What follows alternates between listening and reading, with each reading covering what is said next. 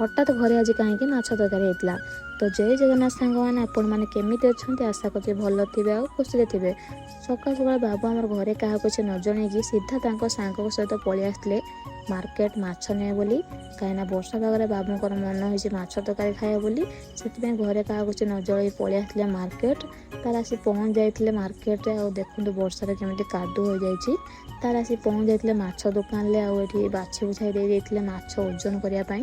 तार ओजन कर भाई आम देते बाबू को माछ आ बाबू तो आमर बहुत खुशी होते कहीं घरे आज माछ तरकारी हम और खाइए बोली तार आसिया बटर जोरे वर्षा होता आ बाबू आमर ओदा है घर को फेरुले तार आसी पहुँच जाते घरे माछ जरी मत धरे देते तार आसिक घर भर को पोछी पोछा होते मुझे गाधे पलि आस आ माँ बेटी आमर माछ बनाऊे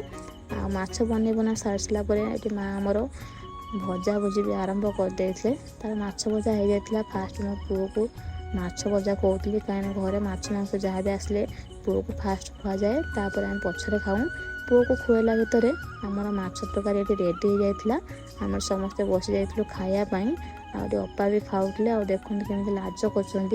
तार एपटे आम बस खाऊलु रही देखा नेक्स्ट ब्लॉग जय जगन्नाथ।